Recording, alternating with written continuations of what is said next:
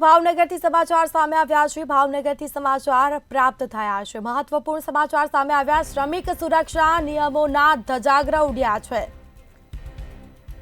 શહેરમાં કન્સ્ટ્રક્શન માલિકો દ્વારા નિયમો નેવે મૂક્યા હોય તેવા સીધા દ્રશ્યો સામે આવ્યા છે।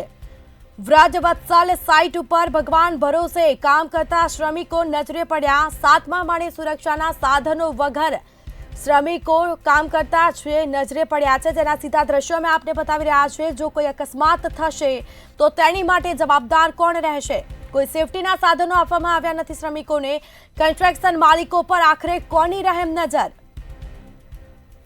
तो अधिकारीओ शा माटे कोई पगला लेता नथी? कोई श्रमिकनो जीव जशे, कोई मोटी दुर्घटना सर्जाशे तो तेनी माटे जवाबदार कोण?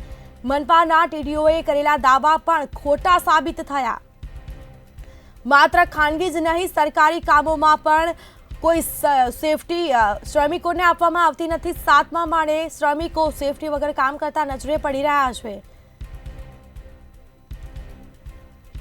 વધુ વિગતો સાથે સંવાદદાતા હિરેન ચૌહાણ ફોન લાઈન પર જોડાયા છે। જી, ભાવનગરમાં શ્રમિકો સેફટી વગર કામ કરતા નજરે પડ્યા છે, શું છે સમગ્ર મામલો? જી સ્મિતા, ચોક્કસ જે દ્રશ્ય આપણે જોયા છે ભાવનગર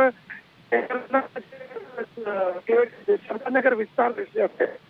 ત્યાં તાલની ઇમારત ઉપર જે શ્રમિક કામ કરે છે, પરંતુ નીચે જોઈએ તો કોઈ પણ જાતની સેફટી નથી, સેફટી નેટ નથી, તેમજ શ્રમિકની પાસે હેલ્મેટ કે સેફટી બેલ્ટ કોઈ પણ જાતનું સેફટીના સાધનો નથી।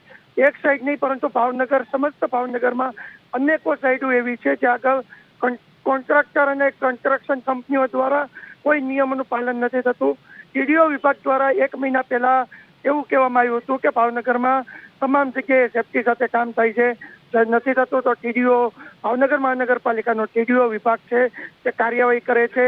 શ્રમયોગની જે કચેરી છે તે પણ ભાવનગરમાં આવેલી છે, તેમના પણ અધિકારીઓના દાવા છે તે પોકળા સાબિત થયા છે। પરંતુ સવાલ એ છે કે જે રીતના સેફટીનો અભાવ છે, સેફટીના ધજાગરા ઉઠી રહ્યા છે, ત્યારે કાયદાનું પાલન નથી થતું તો આ જે કોન્ટ્રાક્ટરો છે, કન્સ્ટ્રક્શન કંપનીઓ છે, તેમની ઉપર કોની રહેમ નજર છે? શા માટે અધિકારીઓ કામ નથી કરતા? અધિકારીઓ માત્ર કચેરીમાં બેઠે છે, પગલાં નથી લેવાતા, તે પણ અનેકો સવાલ છે કે આ દ્રશ્ય ઊભા કરી રહ્યા છે।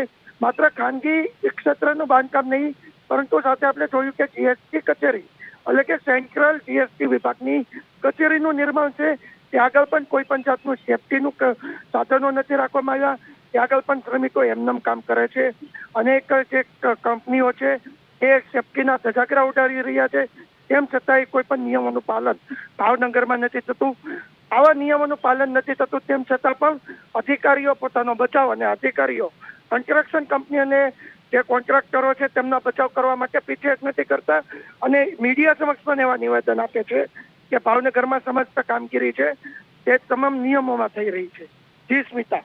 જી બિલકુલ, થી તમામ જાણકારી આપવા બદલ આપનો આભાર। તો મનપાના ટીડીઓએ કરેલા દાવા પણ અહીં ખોટા સાબિત થયા છે, કારણ કે શ્રમિકો છે તેઓને કોઈ સેફટીના સાધનો આપવામાં આવ્યા નથી। માત્ર ખાનગી જ નહીં પરંતુ સરકારી બિલ્ડિંગોમાં પણ આ જ રીતે શ્રમિકો કામ કરે છે। સેન્ટ્રલ ભાવનગરમાં શ્રમિક સુરક્ષા નિયમોના ધજાગરા ઉડતા જોવા મળ્યા।